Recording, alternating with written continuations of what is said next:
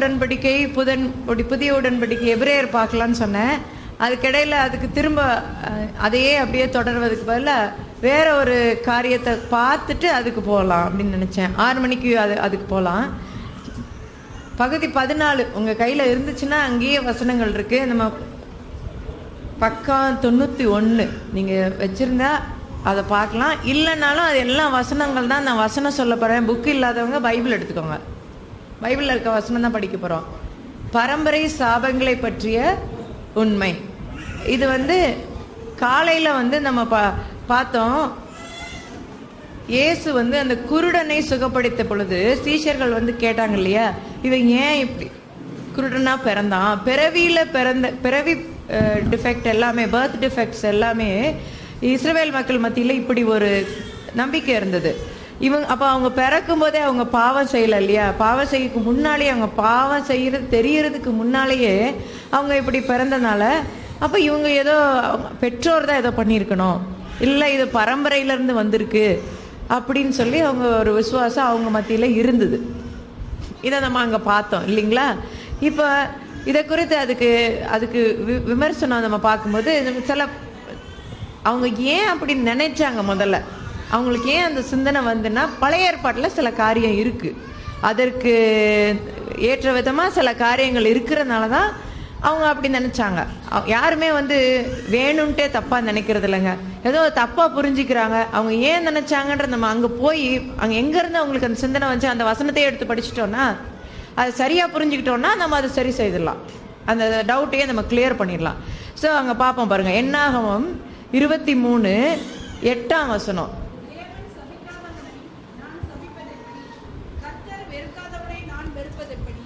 அங்கே எவ்வளோ ஸ்டார்டிங்லேருந்தே இருக்குது பாருங்கள். என்னாகமத்திலே இருக்குது. சில பேர் ஆண்டவர் சபிக்கிறேன்னு சொல்கிறாங்க. அப்போ அவன் என்ன சொல்கிறான்? இது எந்த காரியத்தை இதுக்கு முன்னால் படிப்போம். 23:1 படிச்சிருங்களேன்.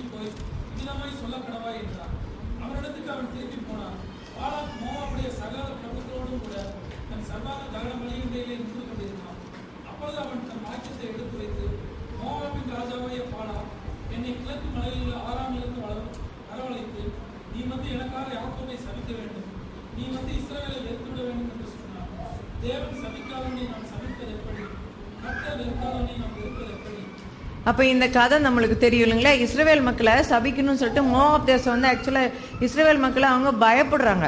அவங்க எல்லாரையும் வென்று கொண்டு வந்துக்கிட்டு இருக்காங்க. அவங்கள கண்டாலே எல்லாருக்கும் பயமாக இருக்குது. இந்த மோவாப் மக்கள் பயந்தனால அவங்க என்ன சொல்கிறாங்கன்னா, இந்த ஒரு ஊழியக்காரர் இந்த பாலாக்கை கூப்பிட்டு அவன் சபிச்சிட்டான்னா நம்ம தப்பிச்சிக்கலாம்.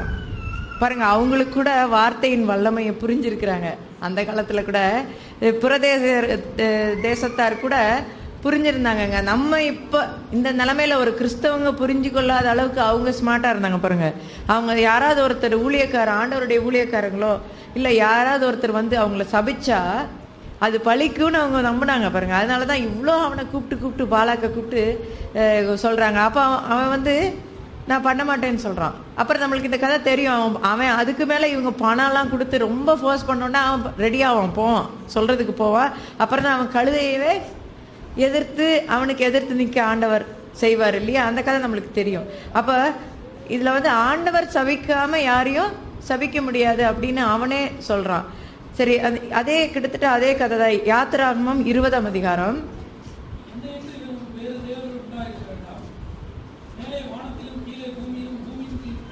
ஒரு நிமிஷம் இருங்க, பைபிள் எடுக்கிறவங்க எடுக்கட்டும். யாத்திராகமம் 20:3-6 வரை.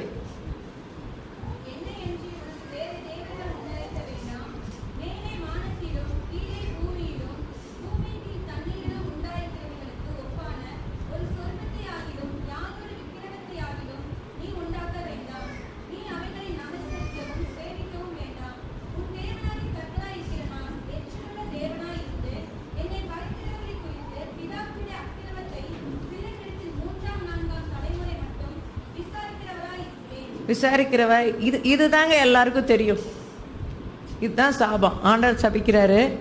அவர் என்ன சொல்லியிருக்காரு, தப்பு செஞ்சா அவங்கள 3ஆம் 4ஆம் தலைமுறை மட்டும் விசாரிக்கிறவராய் இருக்கிறேன்.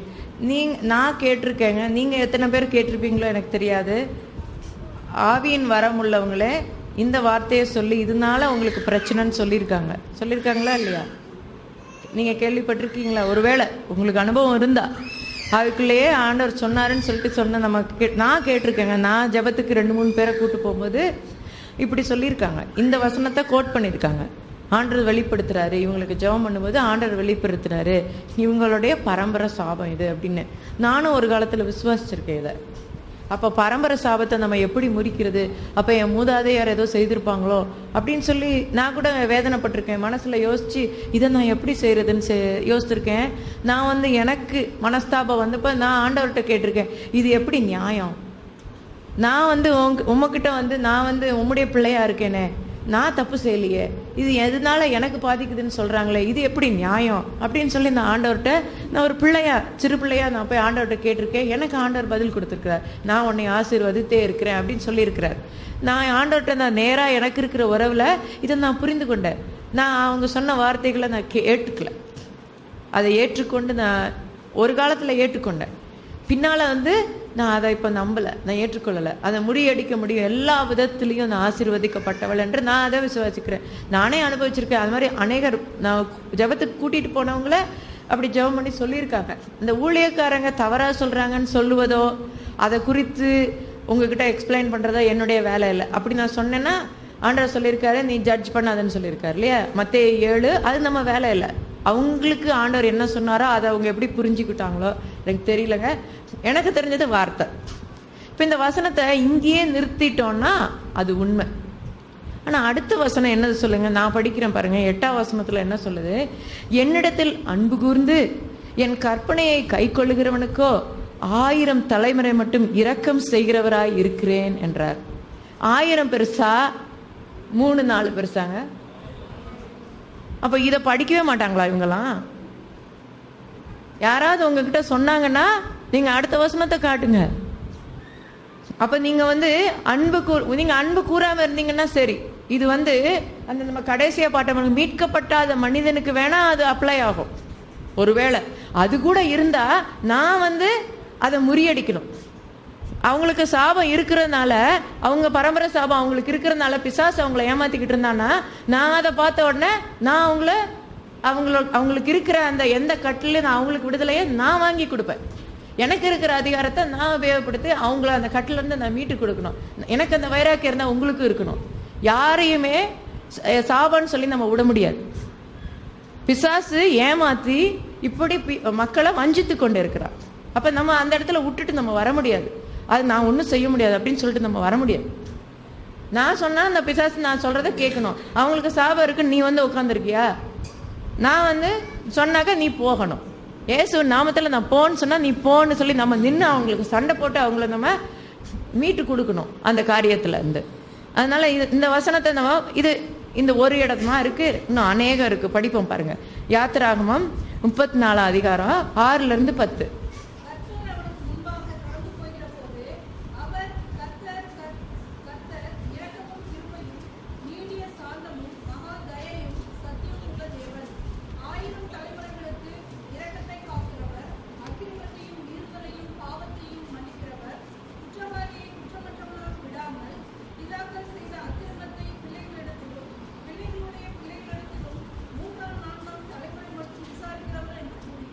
இது அதே சொல்லிருக்காரு பாத்தீங்களா? இது எப்படி சொல்றன்னா, நம்ம பிள்ளைங்களை கண்டிக்கும் போது நீ செய்யாத, இது செஞ்சா இது நடக்கும்னு நம்ம சொல்லுவோம்.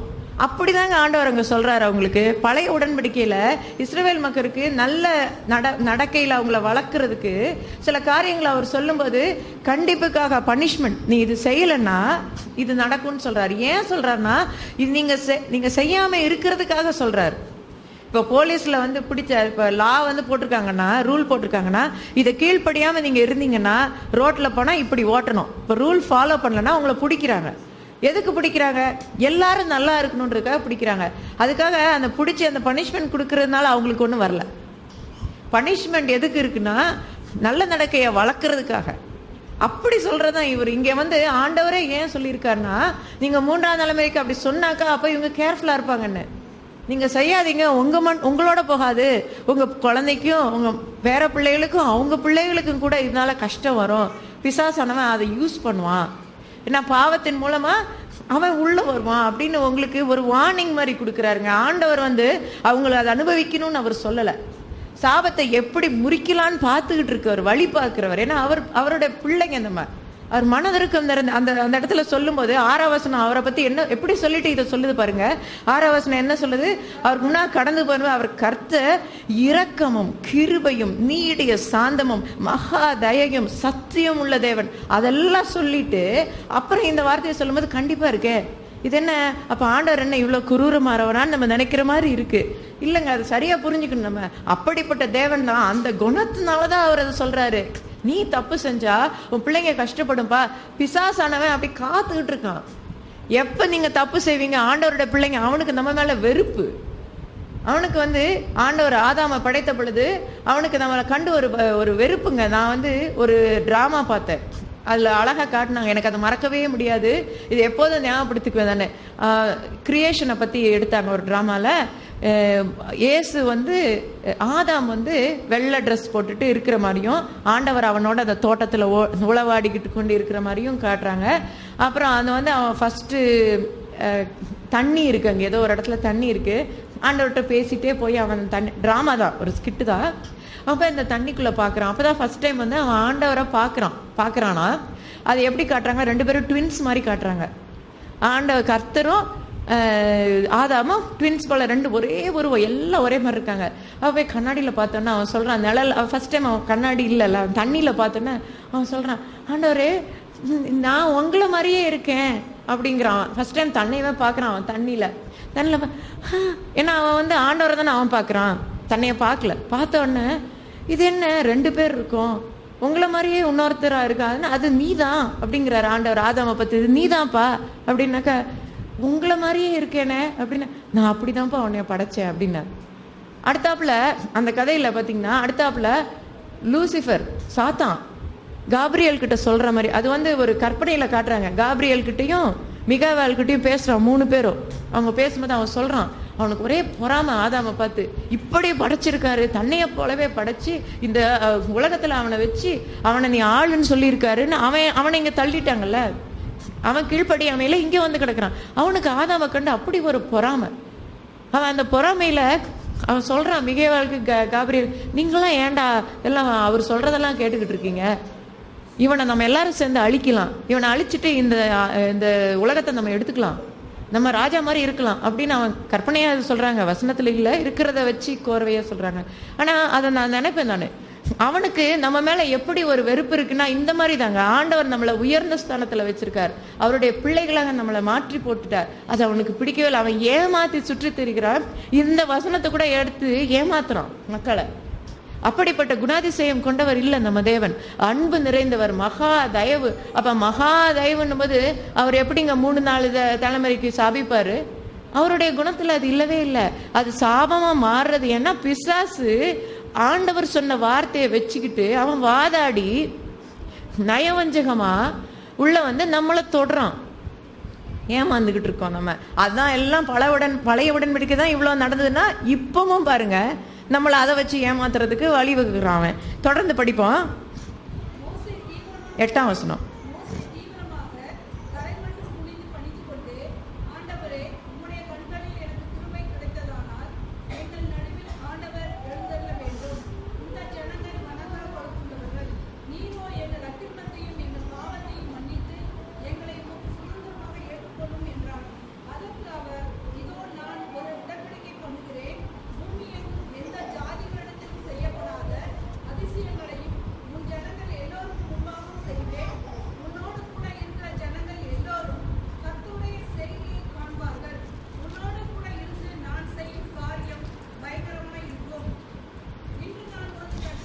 போதும் போதும். அப்போ அடுத்த வசனம் பார்ப்போம். என்னாகமம் 14:16 வசனத்திலிருந்து 24 வரை.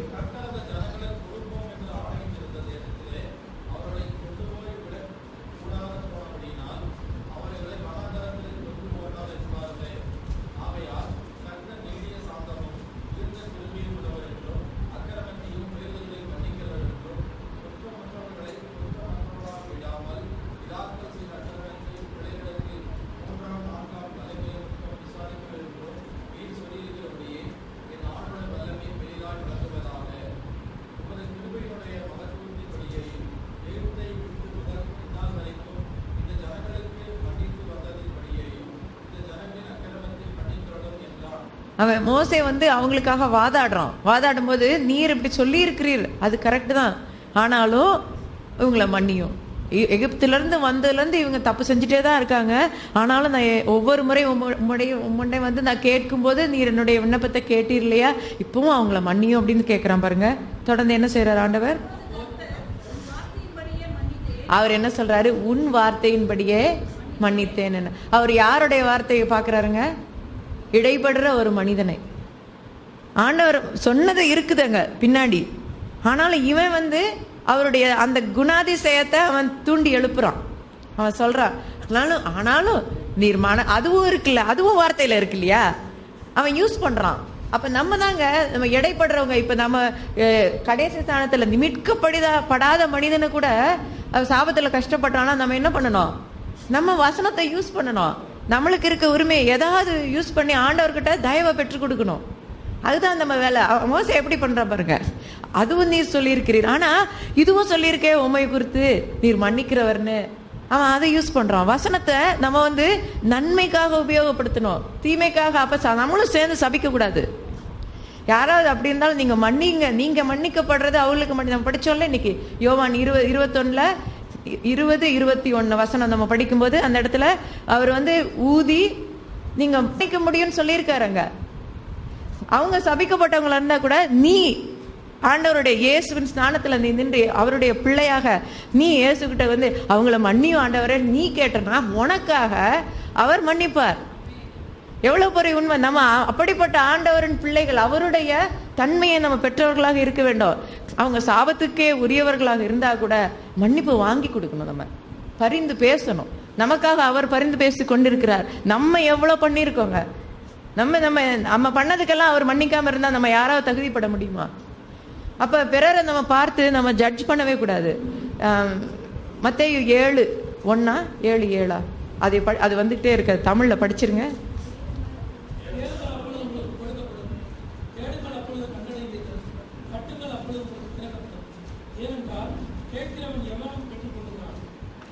இல்ல இல்ல ஜட்ஜ் நாட். அது என்ன, எந்த வசனமா? 7:1.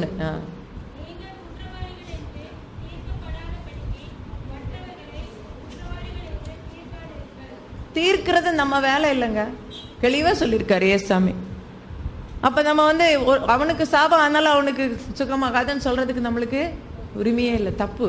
நீங்க குற்றவாளிக தீர்க்காதீங்க. நம்ம அதை செய்யாம இருக்கலாம். தெரியாம ஒரு வேலை சிலர் செய்யலாம்.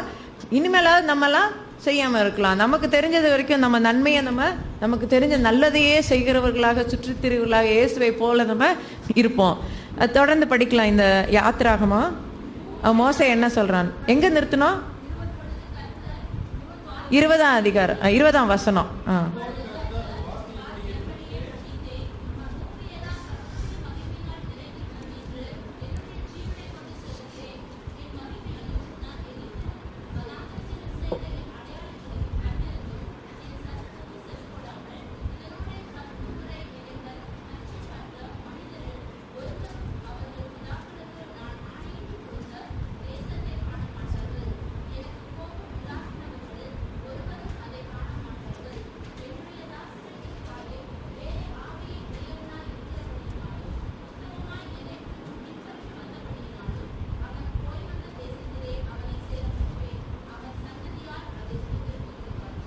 அப்போ உடனே ஒரு ஆல்டர்னேட் பிளான் சொல்றாரு இல்லைங்களா? 24 வரைக்கும் படித்தோம். இதில் வந்து ஆமாம் நான் வந்து மன்னிக்கன்னு இவன் கேட்டதுக்காக என்ன சொல்றாரு? சரி, அந்த மக்கள் அந்த யார் இந்த பாவங்களை செய்தார்களோ அவங்கள வந்து அவங்க இருக்கிற காலம் வரைக்கும் நீங்கள் டிலே பண்ணுறேன், நீங்கள் போய் சேர்றத நான் கொஞ்சம், ஏன்னா ஆண்டவர் வாயை திறந்துட்டாருன்னா அது வந்து சட்டம், அவர் அது செய்ய வேண்டியிருக்கு, சில காரியங்களை செய்ய வேண்டியிருக்குன்னா. ஆனால் கூட இவன் கேட்டதுக்காக மன்னித்து அவங்க காலத்துக்கு அப்புறம் நீங்க போய் சேருவீங்க. நான் உங்களுக்கு சொன்னதை மக்கள் முற்றிலுமா அவங்கள அழிக்கல. இதெல்லாம் வந்து பழைய உடன்படிக்கையிலேயே பார்த்தோம். இன்னும் பாருங்க, உபாகமம் 5ஆம் அதிகாரம் 7 to 10 வரை படிப்போம்.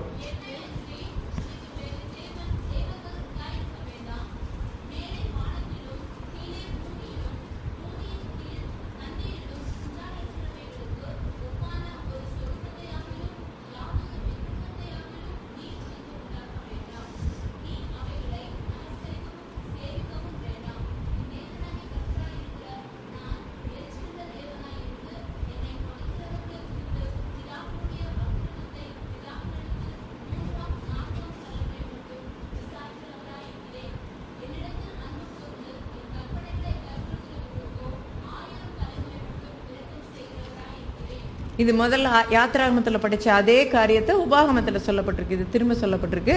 அதே தான் அவங்க தப்பை வந்து நான் 3ஆம் 4ஆம் தலைமுறை மட்டும் விசாரிப்பேன், ஆனா அவங்க அன்பு கூர்ந்து என் கற்பனையை கை கொள்ளுகிறவர்களுக்கோ 1000 தலைமுறை மட்டும் இரக்கம் செய்கிறவர்களா இருக்கிறேன் என்று சொல்றாரு. அப்ப அதே காரியம் நம்ம திரும்ப ஞாபகப்படுத்துறது, எது பெருசுங்க? 1000 பெருசா? அப்ப அந்த 1000க்குள்ள வந்துடுறதுதான் ஈஸி, சுலபம் இல்லையா? சுலபமா அவர் அன்பு கூர்ந்து கற்பனைகளை நம்ம கீழ்ப்படினோம்னு அங்கே சொல்றாரு. எசேக்கியேல் இது ஏன் இவங்களுக்குள்ள வந்திருக்கும்னா, நான் அந்த யோவான் 9ஆம் அதிகாரத்துல அந்த பிறவிக்குருடனை அவர் சுகப்படுத்தும் பொழுது அவங்க ஏன் அப்படி கேட்டாங்கன்னா, இப்படிப்பட்ட ஒரு பழமொழியும் அவங்களுக்குள்ள இருக்குதான். இதை வச்சு எசேக்கியேல்ல சொல்றாரு. எசேக்கியேல் 18 முதல் 1லேருந்து 20 நிறைய வசனம் படிக்கணும். யாராவது ஒருத்தர் மைக் வச்சு கொஞ்சம் படிச்சிங்கன்னா நல்லா இருக்குமே. Mic please. கர்த்தருடைய வார்த்தை எனக்கு உண்டாகி, அவர் பிதாக்களின் திரட்சிகளை காய் தின்றார்கள், பிள்ளைகளின் பற்கள் கூசி போயின என்னும் பழமொழியை நீங்கள் இஸ்ரவேல் தேசத்தை குறித்து சொல்லுகிறது என்ன? இனி இஸ்ரவேலில் இந்த பழமொழி சொல்வது இல்லை என்பது என் ஜீவனை கொண்டு சொல்கிறேன் என்று கர்த்தராகிய ஆண்டவர் உரைக்கிறார். எப்படி சொல்லியிருக்காரு பாருங்க. இனி இந்த இஸ்ரவேலுக்குள்ள சொல்லக்கூடாதுங்கிறாரு. இப்படி நீங்க சொல்லிக்கிட்டு இருக்கீங்க, அங்கேயே ஒரு மிஸ் அண்டர்ஸ்டாண்டிங் இருக்கிறதுனால தானே இங்கேயே திருத்துறாரு. அது பழைய உடன்படிக்கையிலேயே திருத்துறாரு பாருங்க. நீங்க இனிமே இது மாதிரி சொல்லக்கூடாதுன்னு எவ்வளோ அதை வந்து ஆணித்தரமா சொல்றாருன்னா, என்னுடைய ஜீவனை கொண்டு சொல்லுகிறேன். எப்படி சொல்லியிருக்காரு பாருங்க, சந்தேகமே இல்லை. 4வது வசனம், இதோ எல்லா ஆத்துமாக்களும் என்னுடையவைகள், தகப்பனின் ஆத்துமா எப்படியோ அப்படியே மகனின் ஆத்துமாவும் என்னுடையது. பாவம் செய்கிற ஆத்துமாவே சாகும். ஒருவன் நீதிமானாய் இருந்து நியாயத்தையும் நீதியும் செய்து மலையின் மேல் சாப்பிடாமலும் இஸ்ரவேல் வம்சத்தாரின் நரகலான விக்கிரங்களுக்கு நேராக தன் கண்களை ஏறெடுக்காமலும் தன் அயலானுடைய மனைவியை தீட்டுப்படுத்தாமலும் தூரஸ்திரியோட சேராமலும் ஒருவனையும் ஒடுக்காமலும் கொள்ளையிடாமலும் இருந்து கடன் வாங்கினவனுக்கு அடமானத்தை திருப்பி கொடுத்து, அதெல்லாம் நிறைய பெரிய லிஸ்ட் இருக்கு இல்லைங்களா? பழைய உடன்படிக்கையின் கட்டளைகள் எல்லாம் போய் 14ஆம் வசனம் படிங்க. பின்னும் இதோ அவனுக்கு ஒரு குமாரன் பிறந்து அவன் தன் தகப்பன் செய்த எல்லா பாவங்களையும் கண்டு தான் அவைகளின்படி செய்யாதபடிக்கு எச்சரிக்கையாயிருந்து மலையின் மேல் சாப்பிடாமலும் இஸ்ரவேல் வம்சத்தாரின் நரகலான விக்கிரங்களுக்கு நேராக தன் கண்களை ஏறெடுக்காமலும் தன் அயலானுடைய மனைவியை தீட்டுப்படுத்தாமலும் ஒருவனையும் ஒடுக்காமலும் அடமானத்தை வைத்து கொண்டு இராமலும் கொள்ளையிடாமலும் தன் அப்பத்தை பசித்தவனுக்கு பங்கிட்டு வஸ்திரம் இல்லாதவனுக்கு வஸ்திரம் தரிப்பித்து சிறுமையானவனுக்கு நோவு உண்டாகாதபடி தன் கையை விலக்கி வட்டியும் பொலிசையும் வாங்காமல் இருந்து தன் நியாயங்களின்படி செய்து என் கட்டளைகளை நடந்தால் அவன் தன் தகப்பனுடைய அக்கிரமத்தின் நிமித்தம் சாகாமல் பிழைக்கவே பிழைப்பான். அவன் தகப்பனோ வென்றால் கொடுமை செய்து சகோதரனை கொள்ளையிட்டு தகாததை தன் ஜனங்களின் நடுவிலே செய்தபடியினால் இதோ அவன் தன் அக்கிரமத்திலே சாவான். இது எப்படி? குமாரன் தகப்பனுடைய அக்கிரமத்தை சுமக்கிறதில்லையா என்று நீங்கள் கேட்டால், குமாரன் நியாயத்தையும் நீதியும் செய்து என் கட்டளைகளை கை கொண்டு அவைகளின்படி செய்ததினால் அவன் பிழைக்கவே பிழைப்பான்.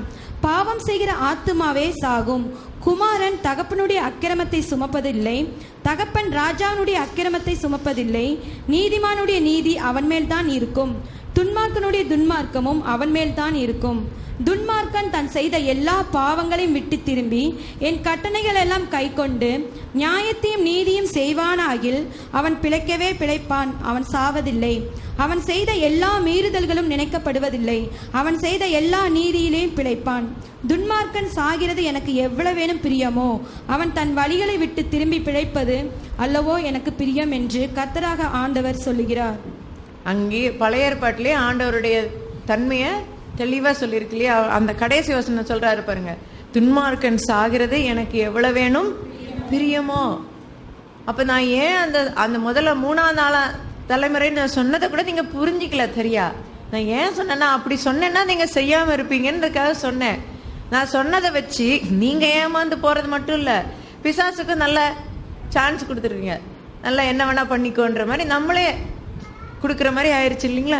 அதை எவ்வளோ அழகாக சொல்கிறார். அப்போ என்னைய புரிஞ்சிக்கலேன்னு அவர் தன்னைய புரிஞ்சிக்கணும்னு ஆண்டவர் நம்ம மேலே அவ்வளோ அன்பு வச்சு அவர் தூரமாக வச்சுட்டோம். நம்ம அவர் எவ்வளோ முயற்சி பண்ணுறாரு பாருங்க, என்னைய புரிஞ்சுக்கணும். என்னைய மனசு நீங்கள் எப்படி புரிஞ்சுக்கிட்டீங்க? என்னைய குறித்து தப்பாக புரிஞ்சுக்கிட்டீங்களே, எனக்கு பிரியம் இல்லையே, எனக்கு துன்மார்க்கன் அழிந்து போவதனால எனக்கு என்ன வருது?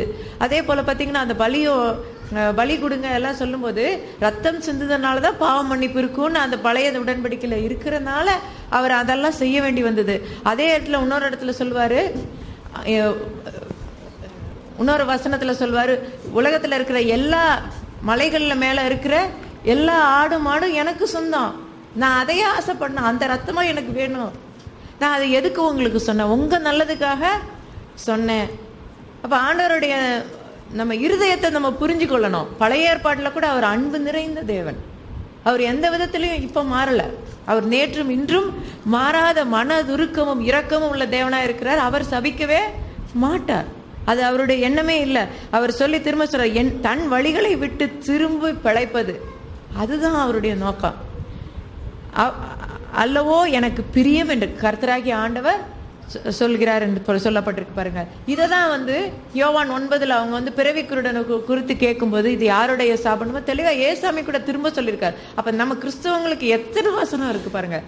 அவங்களுக்காவது இது தெரியாது. இப்ப இயேசு நம்மளுக்கு செய்து காட்டியிருக்காரு. அப்ப சுகமளிப்புக்கு இயேசு சொன்ன பதில் என்ன?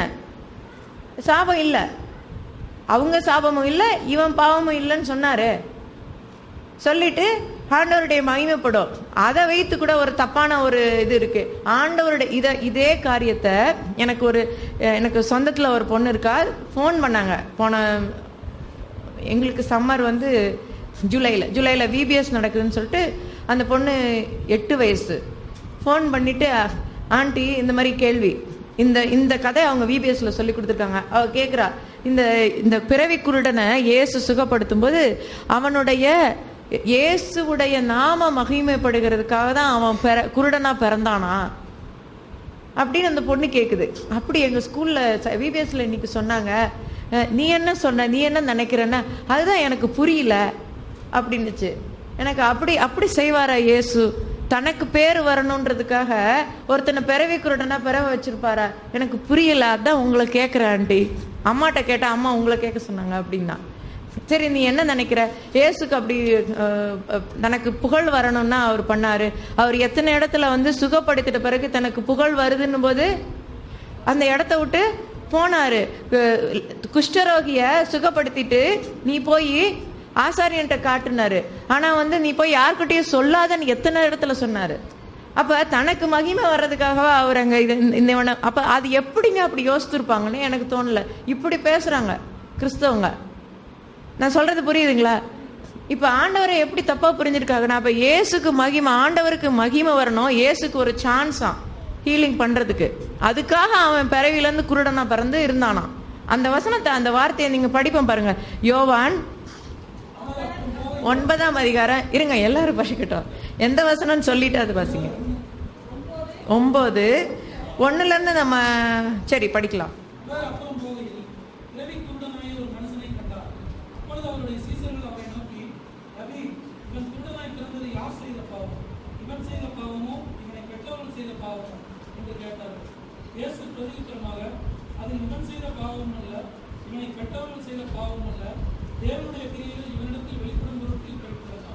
அப்ப அவர் கேள்விக்கு அவர் கொடுத்த பதில் என்னங்க? இவர் செய்த பாவமா பெற்றோர் செய்த பாவமான்னு அவங்க கேட்டாங்க. அவர் என்ன சொன்னாரு? ரெண்டும் இல்லைன்னு சொன்னார்.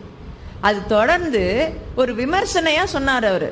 இப்ப ஏன் இருந்ததுன்னா, சரி இப்ப நான் இருக்கேன்ல, அப்ப நான் அதை சரி பண்றதுக்காக எனக்கு வாய்ப்பு அப்படின்னு ஒரு சாதாரணமா சொன்னாருங்க. அதை வச்சு ஒரு தத்துவமே எடுத்துட்டாங்க.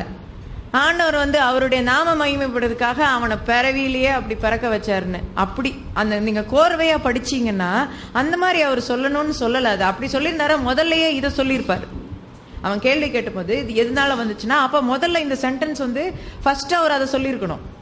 இது தேவனுடைய கிரியைகள் இவ்விடத்தில் வெளிப்படும் பொருட்டு இப்படி பிறந்தான்னு சொல்லியிருப்பாரு. அவர் ஃபர்ஸ்ட் அதை சொல்லல. நீங்க பாத்தீங்கன்னா நம்ம அதை புரிஞ்சு கொள்ளணும். அந்த இடத்துல சம்பவத்துல அவன் கேட்ட கேள்விக்கு பதில் கொடுத்துட்டாரு. தெளிவா டைரக்ட் ஆன்சர் கொடுத்தாரு. டைரக்டா கேட்டான், யாருடைய சாபம்னு கேட்ட, அவங்க பாவமும் இல்லை, அவன் பாவமும் இல்லை, தேவனுடைய கிரியைகள் இவனிடத்தில் வெளிப்படும்படி. அது ஒரு சாதாரணமா ஒரு இப்ப நான் இருக்கிறதுனால நான் இதை செய்து ஆண்டவருடைய கிரியை வெளிப்படுத்துறேன் அப்படின்னு ஆண்டவருடைய குணத்தை இங்க அவர் சொல்றது கூட பாத்தீங்கன்னா, இந்த இடத்துல ஆண்டவருடைய குணாதிசயம்னா அவர் மனதிற்கும் உள்ளவர், ஆண்டவருக்கு இது பிரியம் இல்லைன்றதை காட்டுறார். ஏசு ஒண்ணு செய்யறாருன்னா அப்ப என்ன, ஆண்டவருடைய சித்தத்தை அவர் இங்க வெளிப்படுத்துறார். இப்போ கர்த்தருடைய சித்தம் இதுல என்ன? பரலோகத்துல குருடர்கள் இருப்பாங்களா? இல்ல. இப்போ பூலோகத்துல இருக்குன்னா அதை மாற்ற வேண்டியது நம்ம வேலை. அதை இயேசு செய்கிறார். என் முன்னால இவன் வந்தா நான் அவனை சரி பண்றேன். ஆண்டவருடைய சித்தம், அவருடைய குணாதிசயத்தை நான் வெளிப்படுத்துறேன். அவருடைய மகிமையை நான் இது வெளிப்படுத்துறேன்னு அவர் சொல்றது என்னன்னா, பிதாவை மகிமைப்படுத்துறேன் நானுங்கிறாரு. ஏன் மூலன்றது அவர் தன்னையே அங்க சொல்லவே இல்லை. ஆனா இவங்க அப்படி, நம்ம கிறிஸ்தவங்க சில பேர் இப்படி சொல்லி அப்படி வெளியில சொல்றாங்க. அப்ப அதுக்காக தான் இப்படி அவன் பிறந்தான். அப்படின்னா அவன் இயேசு மட்டும்தான் அவனை பிறவி குருடர்களை சரி செய்ய முடியும். இப்ப நீங்க யாரும் சுகப்படுத்த முடியாதுங்கிறதா அவங்க பாயிண்ட். அது இல்லைல்ல, நம்ம இயேசுவை போல எல்லா விதத்திலையும் இருக்கணும்னு எத்தனை வசனம் பார்த்தோம் இப்போ. அப்ப இது அந்த இடத்துலயே அது பீட் ஆயிடுச்சு இல்லைங்களா? தொடர்ந்து படிக்கலாம். அவர் என்ன அதையும் எப்படி எக்ஸ்பிளைன் பண்றாரு? 4ஆம் வசனம், அனுப்புனவரை தான் துதிக்கிறாருங்க. அப்படின்னா பிதாவுடைய தன்மை என்ன? குருடா இருக்குது அவருக்கு பிடிக்கல. அவர் பிடிச்சிருந்து அவனை அப்படி பண்ணலங்கிறதையும் சொல்றாரு.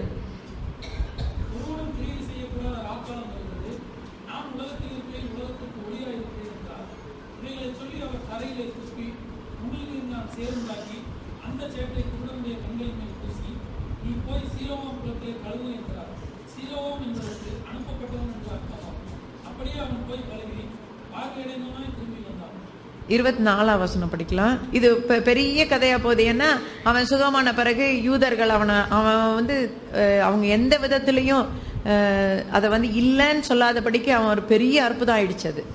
ஸோ மக்கள் மத்தியில் இயேசு சுவாமிக்கு ஒரு உயர்வு வந்துருச்சு. ஸோ அவங்க யூத மக்களுக்கு அது பிடிக்கல.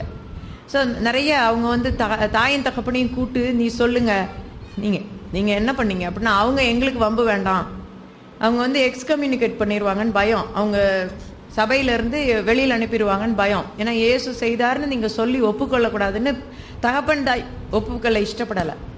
அப்போ அதனால அவங்கள கேட்குறாங்க. அவங்க சொல்கிறாங்க, எங்களுக்கு என்னையே கேட்காதீங்க, அவனே வயது பெரியவனாக இருக்கான்ல, அவனையே கேளுங்க, வம்புக்குள்ள எங்களை இழுக்காதீங்கன்னு சொல்லிட்டாங்க அவங்க. தொடர்ந்து போய்கிட்டே இருக்கு. 24ஆம் வசனம் பார்ப்போம்.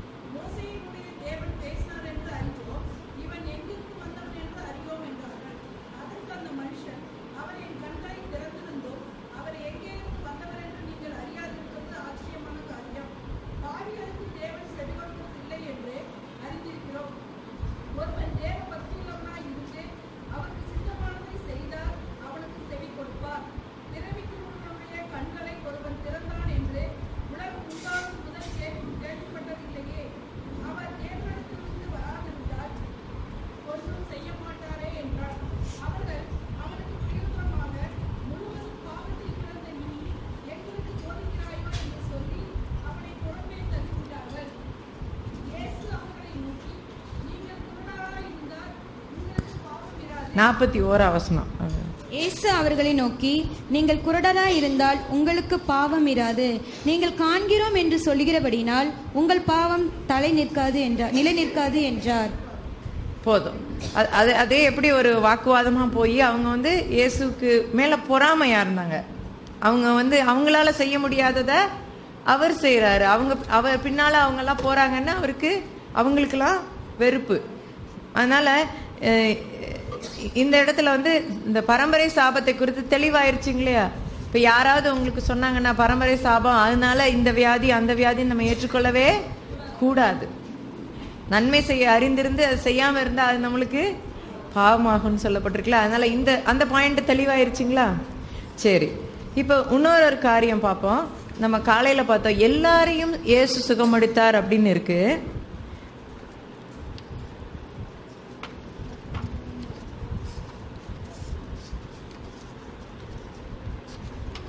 ஆனா அதுல ஒரு இடத்துல சில பேர் இதை குறித்து கேட்பாங்க எங்ககிட்ட. உங்களுக்கு அந்த சந்தேகம் இருக்கோ இல்லையோ எனக்கு சரியா தெரியல.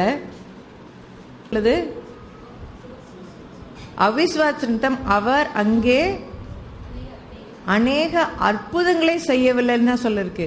அற்புதத்துக்கும் சுகமளிப்பதற்கும் ஒரு சின்ன நுணுக்கமான வித்தியாசம் உண்டு. அங்க அவர் சுகம் அளிக்கலன்னு சொல்லப்படலை இல்லைங்களா.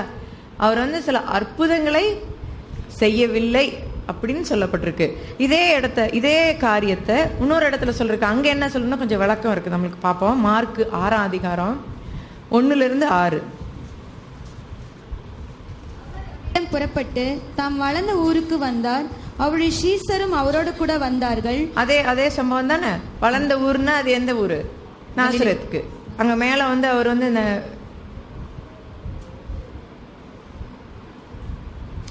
மத்தேயுல சொல்லியிருக்க தம் வளர்ந்த ஊரிலே வந்துன்னு அதே சம்பவம் தான் இது இல்லைங்களா. சரி, தொடர்ந்து படிப்போம். ஓய்வு நாளான போது ஜெப ஆலயத்தில் உபதேசம் பண்ண தொடங்கினார். அநேகர் கேட்டு ஆச்சரியப்பட்டு, இவைகள் இவனுக்கு எங்கிருந்தது வந்தது? இவன் கையினால் இப்படிப்பட்ட பலத்த செய்கைகள் நடக்கும்படி இவனுக்கு கொடுக்கப்பட்ட ஞானம் எப்படிப்பட்டது? இவன் தச்சன் அல்லவா? மரியாளுடைய குமாரன் அல்லவா? யாக்கோபு, யோசா, யூதா, சீமோன் என்பவர்களுக்கு சகோதரன் அல்லவா? இவன் சகோதரிகளும் இங்கே நம்மிடத்தில் இருக்கிறார்கள் அல்லவா என்று சொல்லி அவரை குறித்து இடரல் அடைந்தார்கள். இயேசு அவர்களை நோக்கி, தீர்க்கதரிசி ஒருவன் தன் ஊரிலும் தன் இனத்திலும் தன் வீட்டிலுமே அன்றி வேறெங்கும் கனமிடம் அடையான் என்றார். அங்கே அவர் சில நோயாளிகளின் மேல் கைகளை வைத்து அவர்களை குணமாக்கினதே அன்றி வேறொரு அற்புதமும் செய்யக்கூடாமல் அவர்களுடைய அவிசுவாசத்தை குறித்து ஆச்சரியப்பட்டு கிராமங்களிலே சுற்றி திரிந்து உபதேசம் பண்ணினார். இங்க 3ஆம் வசனத்துல என்ன சொல்லுது? அவங்க இடரல் போட்டிருக்கு இல்லையா. கடைசியில பாருங்க என்று சொல்லி அவரை குறித்து இடரல் அடைந்தார்கள். இடரல் அடைந்தவர்கள் ஊர்க்காரங்க, அங்கேதான் வளர்ந்தாரு. அதனால அவரை குறித்து சின்ன பிள்ளைன்னு தெரிஞ்சதுனால, அப்போ அவர் அற்புதங்கள்லாம் செய்யாததுனால அவங்களுக்கு அவர் மேல விசுவாசிக்க முடியல. அதனால அவங்க இடரல் அடைந்தார்கள். அதே சொல்லிட்டு 5ஆம் வசனத்துல என்ன சொல்லுது? ஆனா அங்கே அவர் சில நோயாளிகள் மேல் கைகளை வைத்து, அப்ப நோயாளிகள் மேல அவர் கையை வச்சிருக்கார் இல்லையா. அப்புறம் அவர்களை குணமாக்கினதே அன்றி, அப்ப அந்த சிலர் கை வைத்தாரு. அந்த கை வைத்தவங்களெல்லாம் குணமானாங்களா இல்லையா? அப்ப பாத்தீங்கன்னா சிலர்னு அங்க சொல்லப்பட்டது என்னன்னா, அப்ப சிலர் தான் வந்திருக்காங்க அவர்கிட்ட, அநேகர் வரல. அவங்க இடல் அடைந்தனால அநேகர் வரல. ஆனா வந்த அந்த சிலரை அவர் குணமாக்கினார். அப்படி பாத்தீங்கன்னா வந்து ஒருவேளை 10 பேர் வந்திருப்பாங்கன்னு வைங்க, 100 பேர் வரல, 10 பேர் வந்தாங்க. ஆனா 10 பேர் வந்த 10 பேரும் சுகமடைந்தாங்கன்ற மாதிரி தான் சொல்லப்பட்டிருக்கீங்க. அப்ப அவருக்கு அங்கேயும் அவருக்கு 100% வெற்றியா இல்லையா? அப்படிதான் நம்ம எடுத்துக்கொள்ளணும். இதை வைத்து, இந்த வார்த்தையை வைத்து இயேசுவால் கூட அவர் சொந்த ஊர்ல சுகப்படுத்த முடியல, அதனால நம்ம எல்லாம் வந்து நம்ம ஊர்லயோ நம்ம குடும்பத்தார் மத்தியிலையோ நம்ம செய்ய முடியாதுன்னு சில பேர் நினைச்சுக்கிறோம். அது கூட தவறு. இயேசு எங்கேயுமே செய்ய முடியாம இருந்துன்னு நம்ம வந்து சொல்ல முடியாது. ஏன்னா இந்த வார்த்தை வந்து விளக்கம் ரொம்ப இல்லாதனால அதை வந்து அப்படி அனுமானம் பண்ணியிருக்காங்க. அப்படிதான் நம்ம எடுத்துக்கலாம் இல்லையா. இங்க வந்து வார்த்தையில செய்யலன்னு சொல்லாத வரைக்கும் நம்ம எப்படி சொல்ல முடியும் அவர் செய்யலன்னு? நம்ம சொல்ல முடியாது. அது வந்து கெஸ் ஒர்க் தான் இல்லைங்களா. அப்ப இந்த இடத்துல நான் வந்து கெஸ் ஒர்க் பண்றேன் இந்த பாயிண்ட்டுக்கு கூட அப்படின்னு சொல்லி சில பேர் என்கிட்ட ஆர்கியூ பண்ணிருக்காங்க. அப்ப நீங்க கூட தான் கெஸ் ஒர்க் பண்றீங்க, அவர் எல்லாரையும் சுகப்படுத்தணும்னு நீங்க சொல்லலன்னு. நான் சொல்றேன், இல்ல, அவர் என்ன சொல்லிருக்கீங்க? சில நோயாளிகள் வந்து அவருக்கு வைத்தாரு, அவர்களை குணமாக்கினதே அன்றி. அப்ப அவங்கள குணமாக்கினார் தானே சொல்லியிருக்கு. அவர் கரம் வைத்தவங்களை எல்லாரையும் குணமாக்கினார் தான் சொல்லிருக்கு. வேறொரு அற்புதமும் செய்யக்கூடாம. அந்த வசனத்துல இந்த வசனத்துல நம்ம பாக்குறது என்னன்னா, அற்புதம் செய்யலன்னு இருக்கு. அற்புதம் என்ன? மிரக்கிள்ஸ், இயற்கைக்கு அப்பாற்பட்ட பெரிய அற்புதங்கள் எதையும் அப்படி வினோதமா ஆச்சரியப்படுறமா விதமா ஒன்றும் நடக்கல. ஆனா சுகப்படுத்துறது வந்து அற்புதம் இல்லாமையே சுகப்படுத்த முடியும். இதை தான் வந்து நம்ம வந்து சுகப்படுத்துறதே விதவிதமா இருக்கலாம். அற்புதங்கள் நடக்காம கூட ஸ்லோவா கூட நடக்கலாம் ஹீலிங். அதை எப்படி எடுத்துக்கலாம்னா, நான் ஒரு உதாரணத்துக்கு சொல்லலாம். நான் இன்னைக்கு யாராவது நீங்க ஒருத்தருக்கு ஜெபம் பண்ணலாம், அவங்களுக்கு இன்னைக்கே சுகம் வந்து பூர்ணமா கிடைச்சிருக்காம அவங்க தூங்கி எழுந்துச்சு நாளை காலையில அவங்க சுகப்பெறலாம். ஸ்லோவா இருக்கலாம். சில இது தூங்கும்போது ஆண்டவர் வந்து தூங்கும்போது நல்லா முற்றிலுமா செய்து முடிப்பார் ஸ்லோவா. அது வந்து ஒரு அதிர்வு இல்லாம மென்மையா நடக்கிறதுக்காக. சில நேரங்கள்ல நம்ம மேடைகள்ல நடக்கும்போது ஆவியின் வரங்களோட அவங்க செய்யும்போது கேன்சர்லாம் கூட அப்பமே உழுகிறது. அது வந்து அற்புதம். சில கேன்சர் வந்து அப்பமே உழாம ஒரு வாரத்துல கூட போகலாம், 3 நாள்ல போகலாம். ஆக மொத்தம் சுகம் நடக்கும். ஏன்னா நம்ம அதிகாரத்தை எடுத்து அந்த பிசாசு நம்ம அதட்டின உடனே அவனுக்கு அதிகாரம் இல்லாமல் அது போயிடும். ஆனால் இந்த பாடியில் நடந்த சேஞ்ச் வந்து கெமிக்கல் சேஞ்ச் நடக்கிறதுக்கு சில வேளை ஸ்லோவாக நடக்கலாம். ஸோ அது கூட இங்கே நடந்திருக்கலாம். அற்புதங்கள் இல்லாமல் சுகம், ஆனால் அவங்க குணமாக்க முடிஞ்சிச்சுன்னு தான் சொல்கிறாங்க. அதில் சுகமளிக்கிறது வந்து எந்த விதமாக கூட இருந்திருக்கலாம். அதில் இயேசுவால் கூட அவருடைய ஊரில் செய்ய முடியலங்கிறது வந்து வசனத்தில் நம்மளுக்கு தெளிவாக ப்ரூவ் பண்ண முடியாது. அவர் வந்து செய்தாருன்னு தான் நான் சொல்லுவேன். அங்கே கூட வந்தவங்களுக்கு அவர் செய்தார். அவங்க வர்றது தான் குறைஞ்சாங்க. ஏன்னா அவங்க இடரல் அடைந்தார்கள் இருக்கு. இடரல் அடைந்ததுனால அவங்க தான் வரல அவர்கிட்ட. நம்ம சொந்தக்காரங்களை கூப்பிட்டா, நான் ப்ரே பண்ண நீங்கள் நாளைக்கு போய் எல்லா சொந்தக்காரங்களும் கூப்பிட்டா வரப்போகிறாங்களா அவங்கக்கிட்ட? சில பேர் வருவாங்க, சில பேர் வெயிட் பண்ணி பார்ப்பாங்க. முதல்ல மற்றவங்களுக்குலாம் இவங்கெல்லாம் பண்ணட்டும், யாராவது பெரிய அற்புதம் வந்து ப்ரூஃப் கிடச்சிதுன்னா டாக்டர்கிட்ட போட்டோம், ரிப்போர்ட் கொடுக்கட்டும். அவங்க வந்து ரிப்போர்ட் இல்லைன்னு சொன்னாங்கன்னா அப்போ நாங்கள் நம்புவோன்னு சொல்லுவாங்க. அதுக்கப்புறம் வருவாங்க சில பேர், இல்லைங்களா? அப்போ அதனால் இமிடியேட்டாக வந்து நம்ம சொந்தக்காரங்க, அதனால அவிசுவாசம் கொஞ்சம் இருக்கும்.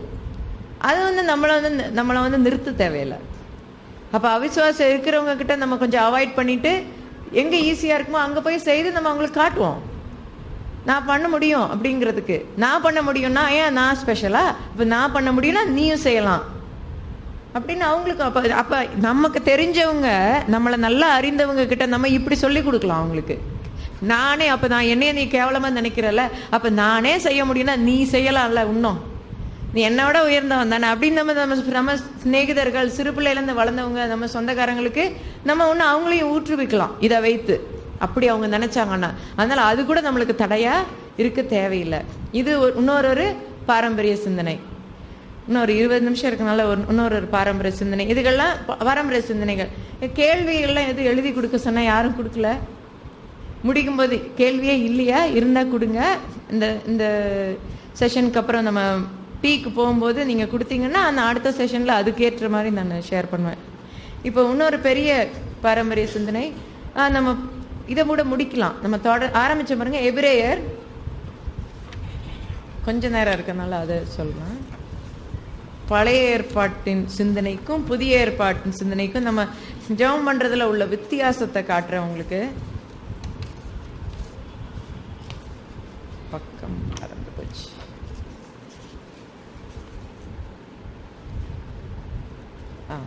பக்கம் 83. புதிய உடன்படிக்கை மனப்போக்கும் பழைய உடன்படிக்கை மனப்போக்கும். எபிரேயர் 1 அதிகாரம் 1-3 வரை படிப்போம். எடுத்தவங்க கொஞ்சம் மைக்கு வச்சு படிச்சா நல்லா இருக்கும். பூர்வ காலங்களில் பங்கு பங்காகவும் வகை வகையாகவும் தீர்க்கதரிசிகள் மூலமாய் பிதாக்களுக்கு திருவுளம் பற்றின தேவன் இந்த கடைசி நாட்களில் குமாரன் மூலமாய் நமக்கு திருவுளம் பற்றினார். இவரை சர்வத்துக்கும் சுதந்திரவழியாக நியமித்தார். இவரை கொண்டு உலகங்களையும் உண்டாக்கினார். இவர் அவருடைய மகிமையின் பிரகாசமும் அவருடைய தன்மையின் சொரூபமாய் இருந்து சர்வத்தையும் தம்முடைய வல்லமையுள்ள வசனத்தினாலே தாங்குகிறவராய் தம்மில் தாமே நம்முடைய பாவங்களை நீக்கும் சுத்திகரிப்பை உண்டு பண்ணி உன்னதத்தில் உள்ள மகத்துவமானவருடைய வலது வாரசத்திலே உட்கார்ந்தார். இதுதான் சொன்னேன் பார்த்தீங்களா, எபேசியர்ல இருக்க அவர் உட்கார்ந்தார்னு இங்கேயும் இருக்கு பார்த்தீங்களா. எபிரேயர் 1:3 கூட அவர் எல்லாத்தையும் செய்து முடித்துட்டு மகத்துவமானவருடைய வலது பாரசத்தில் உட்கார்ந்தார். சரி, இப்போ அந்த 1ஆம் வசனத்திலையும் 2ஆம் வசனத்துக்கு இடையில தான் அந்த வேறுபாடு. 1ஆம் வசனத்துல அவர் என்ன சொல்றாரு, பூர்வ காலங்களில் பங்கு பங்காகவும் வகை வகையாகவும் தீர்க்கதரிசிகள் மூலமாய் பிதாக்களுக்கு திருவுளம் பற்றின தேவன். இது பழைய ஏற்பாடு, பூர்வ காலம். அப்ப 2ஆம் வசனத்துல இருந்து புதிய ஏற்பாடு சொல்றாரு. இப்ப இந்த கடைசி நாட்களில் குமாரன் மூலமாய் நமக்கு திருவுளம் பற்றினார். எப்படி குமாரன் மூலமா? அப்ப இயேசு சுவாமி பேசின காரியங்களாம் நம்மளுக்கு வந்து இந்த 4 சுவிசேஷ வார்த்தைகள்ல இருக்கு. அது போக அவருடைய வாழ்க்கையின் மூலமாக, அவர் வந்ததே பேச்சு தான் நம்மளுக்கு. அவருடைய வாழ்க்கை, அவருடைய உதாரத்தின் மூலமா அவர் நம்ம கூட பேசிக்கொண்டே இருக்கிறார். அது உங்க நான் வந்த உடனே நேற்று ஃபர்ஸ்ட் பார்த்த வாசனம் அவ்வளோ அழகா கொடுத்துருக்காரு பாருங்க. இந்த வருஷத்துக்கு உங்களுக்கு வாக்குத்தத்தமா கொடுத்தாராங்க, இயேசுவை கவனித்து பாருங்க. அது இங்கிலீஷ்ல அவ்வளோ அழகா இல்லை, தமிழ்ல அழகா இருக்கு. அவரை கவனித்து பார்த்து அதன் மூலமா அவர் பேசுறார் ஆண்டவர் நம்மளோட. அவர் அந்த முழு வசனத்தை படிங்க, அது ரொம்ப அழகா இருக்கு.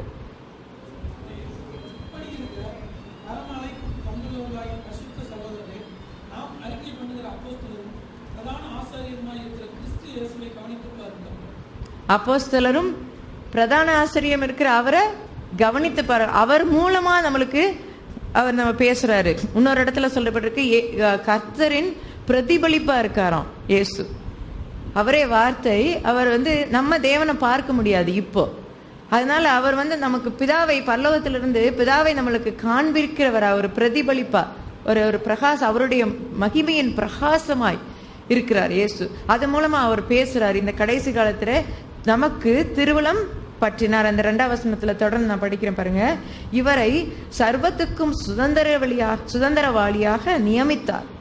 இவரை கொண்டு உலகங்களையும் உண்டாக்கினார்.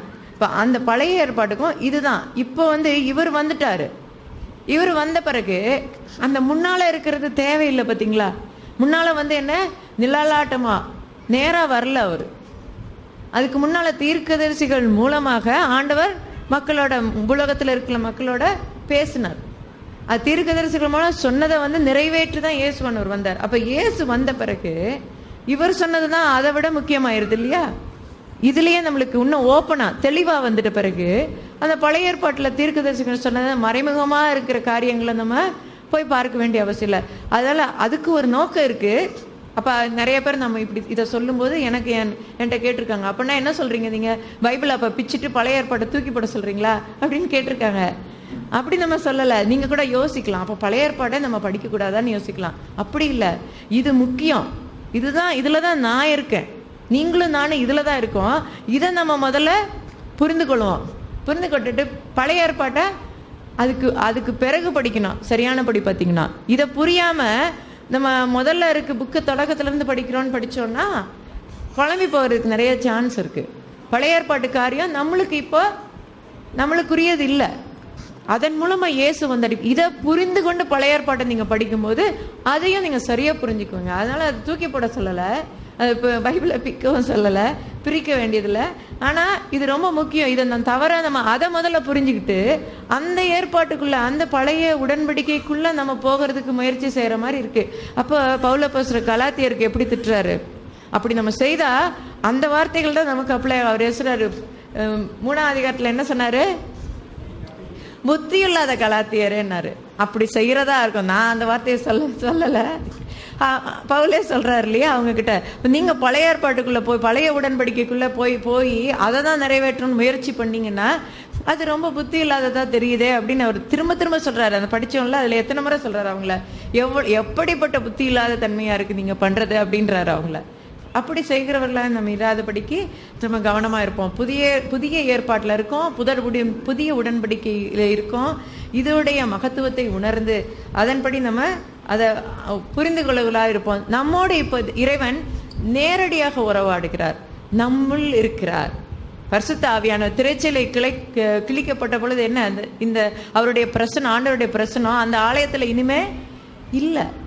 அந்த ஆலயம் நல்லது, அதுக்கு சரித்திரம் இருக்கு. ஆனா இப்ப அதோடைய நோக்கம் என்ன? அந்த ஆலயத்துல இருந்த மகிமை வெளியே போயிடுச்சு. இப்ப எங்க இருக்காரு? நமக்குள்ளே இருக்காரு, உங்களுக்குள்ளே இருக்காரு. இவர் பெரியவர், இதுதான் அவருடைய ஒரிஜினல் பிளான். அதன் திட்டத்தின்படி அவர் நமக்குள்ளேயே வந்துட்டாருன்னும் போது அந்த ஆலயத்தை குறித்தோ அதை போல நம்ம சபையை கட்டணும்னு நம்ம முயற்சிக்கிறதோ, பில்டிங் இம்பார்ட்டன்ட் இல்லை, நம்ம தான் இம்பார்ட்டன்ட்.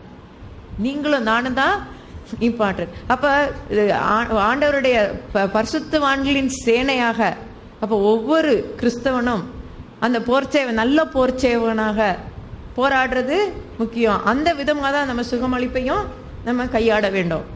இது ஒரு போர். யாரோட போர் செய்யறோம்? பிசாசும் அவனுடைய சேனையோடும். அது எதுவானா இருக்கட்டும், நமக்கு போர். ஆனா அப்ப எனக்கெல்லாம் இதெல்லாம் வேண்டாங்க, ஊழியக்காரங்க செய்யட்டும், எனக்கு இதெல்லாம் தெரியாது, எனக்கு பயம் அப்படின்னு நீங்க சொல்லலாம், நினைக்கலாம். சில பேர் நினைக்கலாம், இது யாருக்கு இதுலலாம் இன்ட்ரெஸ்ட் இருக்கோ அவங்க செய்யட்டும், எனக்கெல்லாம் இது அவ்வளோ தைரியம் இல்லைங்க, நான் சாதாரணமாக விசுவாசிச்சுட்டு பரலோகத்துக்கு போயிடுறேன்னு நினைக்கலாம். ஆனால் நீங்கள் அப்படி நினைச்சா கூட நீங்கள் என்னைக்கு கிறிஸ்துவை ஏற்றுக்கொண்டீங்களோ அன்னைக்கு அந்த போரில் நீங்கள் சேர்ந்துட்டீங்க. நீங்கள் இஷ்டப்படுறீங்களோ இல்லையோ அந்த போரில் நீங்கள் இருக்கீங்க. அதை நீங்கள் உணர்றீங்களோ இல்லையோ, போர் உண்டு. ஒவ்வொரு கிறிஸ்தவனுக்கும் இந்த போர் உண்டு. பிசாசனோட நமக்கு போர் உண்டு. அதை நீங்கள் தப்பிக்க முடியாது. அது தெரிஞ்சுக்கிட்டு அந்த போரில் நம்ம எப்படி வெற்றி காணணும். அப்போ ஆயுதங்களை, ஆவியின் ஆயுதங்களை எபேசியர் 6ஆம் அதிகாரத்துல கொடுத்துருக்காரு இல்லையா, அதெல்லாம் வச்சு நம்ம எப்படி போராடணும்னு நம்ம கற்றுக்கொண்டோம்னா நம்மளுக்கு நல்லது. நீங்க உங்களையும் காப்பாற்றலாம், பிறரையும் காப்பாற்றலாம். அதுல வந்து அந்த போருக்குரிய ஆயுதங்களை பத்தி 6ஆம் அதிகாரத்துல படிங்க. அதுல ஒரே சர்வாயுத வர்க்கம், அதுல எல்லாமே கொடுக்கப்பட்டிருக்கு. ஒண்ணு மட்டும்தான் பிசாசை எதிர்த்து போராடுறதுக்கு இருக்கிற ஆயுதம். அது படிங்க பார்ப்போம். 6:1-6 இருக்கோ?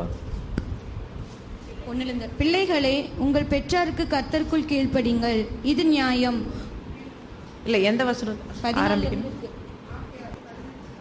15-13 ஆகையால் தீங்கு நாளிலே அவைகளை நீங்கள் எதிர்க்கவும் சகலத்தையும் செய்து முடித்தவர்களாய் நிற்கவும் திராணி உள்ளவர்களாய் இருக்கும்படிக்கு தேவனுடைய சர்வாயுத வர்க்கத்தை எடுத்துக்கொள்ளுங்கள். சத்தியம் என்னும் கச்சையை உங்களை அறையிலே கட்டினவர்களாயும் நீதி என்னும் கவசத்தை தரித்தவர்களாயும் சமாதானத்தின் சுவிசேஷத்துக்குரிய ஆயுதம் என்னும் பாதரட்சைகளை கால்களை தொடுத்தவர்களாயும் பொல்லாங்க நெய்யும் அக்னி ஆஸ்திரங்களை எல்லாம் அவிழ்த்து போடத்தக்கதாய் எல்லாவற்றுக்கும் மேலாக விசுவாசம் என்னும் கேடத்தை பிடித்து கொண்டவர்களாயும் நில்லுங்கள். இரட்சணியம் என்னும் தலை சீராவையும் தேவ வசனமாகிய ஆவியின் பட்டயத்தையும் எடுத்துக்கொள்ளுங்கள். எந்த சமயத்திலும் சகலவிதமான வேண்டுதலோடும் விண்ணப்பத்தோடும் ஆவியிலே ஜெபம் பண்ணி அதன் பொருட்டு மிகுந்த மன உறுதியோடும் சகல பரிசுத்தவான்களாகவும் பண்ணும் வேண்டுதலோடும் விழித்து கொண்டிருங்கள். முந்தின வருஷத்துல அந்த பட்டயத்தை பத்தி என்ன சொல்றாரு?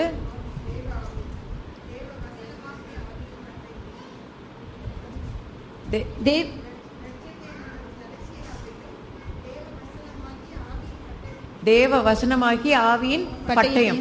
அப்ப அந்த பட்டயம் ஒண்ணுதான் பாத்தீங்கன்னா, தேவ வசனம் ஒண்ணுதான் அவனை விரட்ட முடியும்.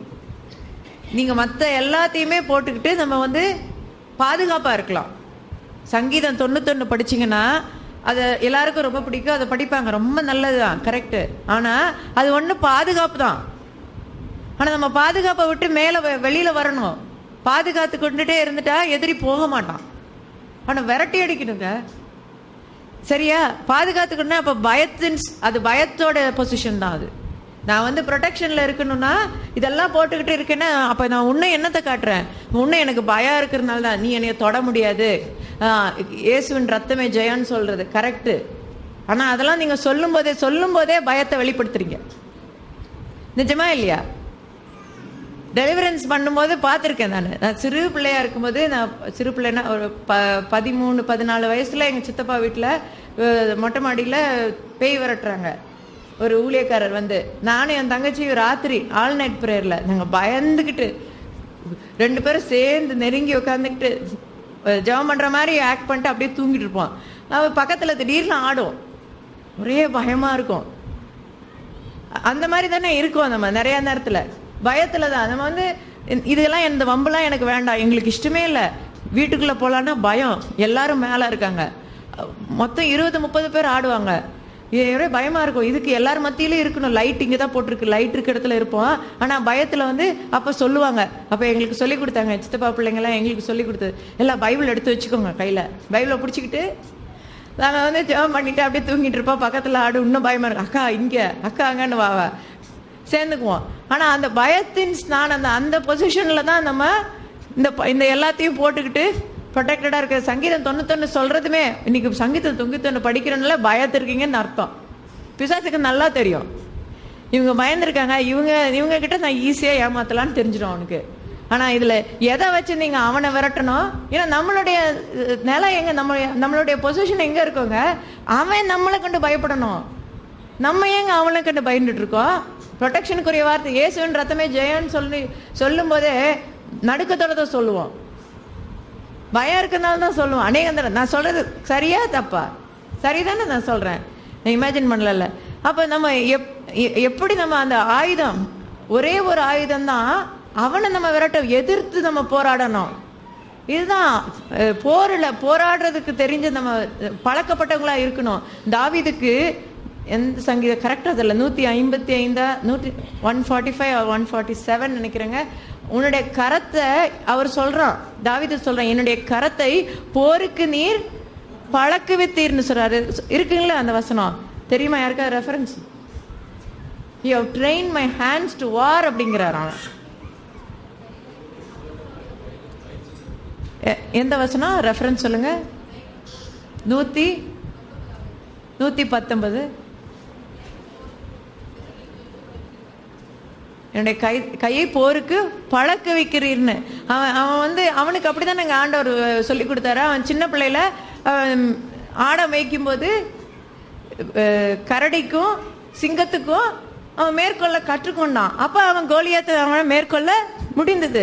அப்ப சின்ன சின்ன போர், சின்ன சின்ன காரியம். உங்க வீட்டுல ஒரு தாய்மாரா இருக்கீங்களா? நான் அப்படிதான் சொல்லுவேன் என் ஃப்ரெண்ட்ஸுக்கு, தாய்மாரா இருக்க உன் பிள்ளைக்கு வந்தா நீ சண்டை போடு, நீ ஈஸியா சண்டை போடு, எனக்கு தெரியும். தாய்க்கு தைரியம் வரும், அது நீ போராட முடியும். உனக்கு எதுவும் வந்தா நான் ஹெல்ப் பண்றேன். அப்போ உனக்கு மேற்கொள்ள முடியலன்னா நான் ஜெபம் பண்ணுவேன். உன் பிள்ளைக்கு நான் ஜெபம் பண்ணவே வேண்டாம், எனக்கு தெரியும் நீ போராட தெரியும். ஏன்னா ஒரு தாய்க்கு போராட தெரியும் தான் பிள்ளைக்கு. நான் அவங்கள அப்படிதான் நான் பழக்க வைப்பேன். நான் நீ உன் பிள்ளைக்கு வந்தா என்னை கேட்காத, நீ தான் போராடு, உனக்கு பண்ண தெரியும். அவங்க கோபமா சண்டை போட்டு பிள்ளைக்கு எல்லாம் ஈஸியா சரிப்படுத்திடுவாங்க எல்லாருமே. அதே தங்களுக்கு வரும்போது கொஞ்சம் கஷ்டப்படுவாங்க. அப்ப நாங்கெல்லாம் உதவி செய்வோம் கொஞ்சம், மற்றவங்களும் பண்ணலாம். தனக்கு வரும்போது அந்த சிம்டம்ஸ் கூட அதை வலி பேசுங்க நம்மளோட, இன்னும் இருக்கேன்னு சொல்லும். போராடுறது கொஞ்சம் கஷ்டப்படும். அவங்களுக்கு வரும்போது அதுக்கு தான் சபை இருக்கும் இல்லையா? நம்ம ஒருவருக்கு ஒருவர் ஜெபம் பண்ணி உற்சாகப்படுத்தலாம். ஆனா அது ஈஸி பழக்க வைக்கிறது. அதனால ஆண்டவர் அப்படி பழக்க வைக்கிறார். அது மாதிரி இந்த வாழை கூட அது என்ன சொல்லுது தமிழ்ல, அந்த சோடு ஆஃப் த ஸ்பிரிட், ஆவியின் பட்டயம். அந்த பட்டயத்தை எப்படி யூஸ் பண்ணணும் கூட நம்மளுக்கு தெரியாது முதல்ல. ஆனா நம்ம பழகணும், செய்ய அந்த பட்டயத்தை எப்படி யூஸ் பண்ணணும்னு தெரியும். அப்ப வார்த்தை ஒவ்வொரு அந்த சங்கீதம் 91 இருக்கா, எந்தெந்த வசனம் இருக்கு, என்னென்ன ப்ராமிஸ் இருக்கு, எல்லாத்தையும் எல்லா வாக்குத்தத்தங்களையும் எடுத்து நம்ம அவன்கிட்ட சொல்லும் போது அவன் நிற்கவே முடியாது. இயேசுவின் நாமம் ஒரு சரியான ஒரு கருவி. அப்புறம் அவரு நம்ம சாட்சி, நம்முடைய வாயின் சாட்சின்னு ரெவலேஷன்ல சொல்லியிருக்கீங்க, வெளிப்படுத்தின விசேஷத்துல நம்மளுடைய சாட்சியும் ஒரு நல்ல ஆயுதம். இதெல்லாம் யூஸ் பண்ணும்போது அவன் நிற்கவே முடியாது. அதுக்கு மீறி இயேசுன்னு பேர் சொன்னாலே அவன் நிற்க முடியாது, நடுங்குவாங்க. அதான் உண்மை. ஆனா நம்ம இது வரைக்கும் இயேசுவின் நாமத்தை பயந்துகிட்டே இயேசுவின் ரத்தமே ஜெயன்னு நம்ம சொல்லியிருக்கோம் முன்னாலன்னா. இன்னைக்கு நம்ம இயேசுன்னு சொன்னா அவன் போக மாட்டான். கொஞ்சம் நம்ம காட்டணும். அப்ப நம்ம பழகணும் அவருடைய வார்த்தை. அந்த பட்டயம் அது அவருடைய வார்த்தை. அது இருபுறம் கற்குள்ள பட்டயம்னு சொல்லப்பட்டிருக்கு. அந்த பட்டயத்தை எடுத்து அது என்ன வார்த்தை, அதுதான் இயேசுவானவர் உபயோகப்படுத்தினார். அவர் சொன்னார் எழுதப்பட்டு இருக்கிறதே அப்படின்னாரு. அப்படிதான் நம்ம எடுத்து நம்ம செய்யும் போது அவன் நிற்கவே முடியாது. நமக்கு எதிர் பேசுறதுக்கு அவனுக்கு வாய்ப்பே இல்லை. எல்லா விதத்திலையும் நம்ம வெற்றி காண முடியும். 2 தீமோத்தேயு 3:16 மட்டும் படிப்போம்.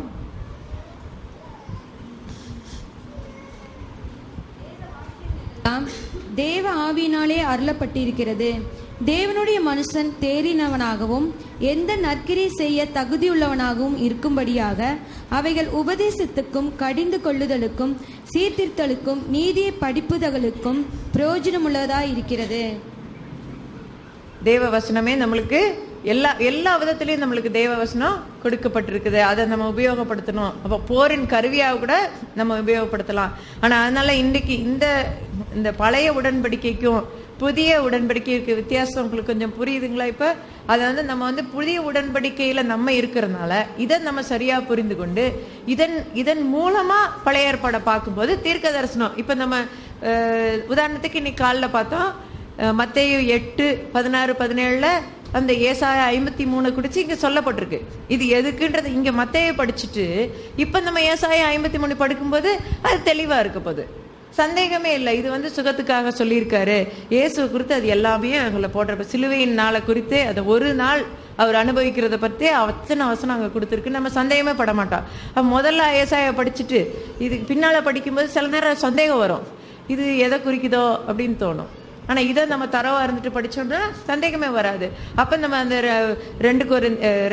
1 பேதுரு 2:24 அவர் சொல்லும்போது குணமானீர்கள் அப்படின்னும் போது இயேசு இதை எல்லாவற்றையும் செய்து முடித்துட்டார். அப்ப எல்லாம் முடிந்தது அப்படின்னு அவர் சொன்னதை இது செய்து முடித்த காரியம். இதுல ஆண்டவர் செய்ய வேண்டியதுக்கு ஒண்ணுமே இல்லை. அப்ப நான் காலையில உங்ககிட்ட சொன்னதை சுகமளிப்பை குறித்து இயேசு ஜெபிக்கவே இல்லை. அப்ப நம்ம கூட ஜெபிக்கவே வேண்டாம் அப்படின்னு சொன்னா இப்ப புரியுதுங்களா அது எவ்வளவு கரெக்ட்னு? நம்ம ஜெபிக்கவே வேண்டாம். அது ஒரு போர், பிசாசுக்கு எதிராக நாம் தொடுக்க வேண்டிய போராக அதை நம்ம நினைச்சு செய்யும்போது கண்டிப்பா வெற்றியை காண்போம். ஆனா அதுக்காக ஜெபிக்க வேண்டான்னு இல்லை. பின்னால் அந்த வசனம் 6ஆம் வசனத்துல படிக்கும்போது படிக்க வேண்டாம், இப்ப படிச்சாங்க பார்த்தீங்களா? அல்ல, விண்ணப்பத்துக்கும் ஜெபத்துக்கும் ஒரு நோக்கம் இருக்கு, அதையும் விட வேண்டாம். ஆனா அது சுகமளிப்புக்காக பிசாசுக்கு எதிர்த்து நிற்கும் போது, பிசாசு ஒருத்தரை கஷ்டப்பட்டு இருக்காங்க. அப்ப அவன்கிட்ட நம்ம பண்ண வேண்டியதை பண்ணாம, ஆண்டவரே எனக்கு தைரியத்தை தானே, அவதான் உனக்கு கொடுத்துட்டேனே, என் குமாரனையே அனுப்புனேன், அவன் உன்னைய குமாரனா மாத்திட்டான், இப்ப நீ குமாரனா இருக்க. அவன் உதாரணத்தை செய்து என்னுடைய மகனை தான் அனுப்புனேன், அவ்வளவும் செய்து முடிச்சிட்டான். அப்புறம் அவனுடைய நாமம் இருக்கு, அவனுடைய வார்த்தை இருக்கு, பட்டயம் இருக்கு, இவ்வளவு அவங்ககிட்ட இருக்கு. இன்னும் நீ ஆண்டவர்கிட்ட பார்த்து ஆண்டவரே இதை செய்யும்னு சொன்னா எப்படி இருக்கும்? எப்படி பிள்ளைகளை ட்ரெயின் பண்ண பிறகு பிள்ளைங்க அதுக்கப்புறமும் எனக்கு நீங்க எனக்கு சாப்பாடு ஊட்டி விடுன்னு 20 வயசு பையன் கேட்டா எப்படி இருக்கும்? அதை போல இருக்கும் இல்லைங்களா? நம்ம வளர்ந்த பிள்ளைகளாக நம்ம பொறுப்பை எடுத்து ஆண்டவருடைய காரியத்தை செய்யணும். ராஜ்யத்துக்காக செய்யறது ஒரு பக்கம், உண்மையான தேவனுடைய அன்பு இருந்தா செய்யாம இருக்கவும் முடியாது. இந்த உண்மை நீங்க தெரிஞ்சதுக்கு அப்புறம் நீங்களே உட்கார மாட்டீங்க, சும்மா இருக்க மாட்டீங்க. இவ்வளவு நாள் தெரியாம வேணா ஏமாந்துருக்கலாம் சில காரியங்கள்ல, உண்மை அறிந்த பிறகு அதை செய்யாம இருக்க நம்மளாலேயே முடியாது. ஏன்னா அவருடைய தன்மை உங்களுக்குள்ளேயும் இருக்கு இல்லையா? உங்களுக்குள்ளேயும் எனக்குள்ளேயும் அவருடைய அந்த அன்பு இருக்கு, அந்த மனதுருக்கம் உங்களுக்குள்ள வச்சிருக்கிறார் அவர். அதுல நம்ம வளரணும், அதை ஃப்ரீயா நம்ம செய்ய உதவி செய்ய நம்ம தைரியம் வரணும். நம்ம எடுத்து உபயோகப்படுத்ததான் அந்த தைரியம் அதிகமா வளருவோம், அதுல வளருவோம். சரி, கேள்விகள் இருந்தா எழுதி கொடுங்க, நான் அடுத்த செஷன்ல அதை கவர் பண்றேன்.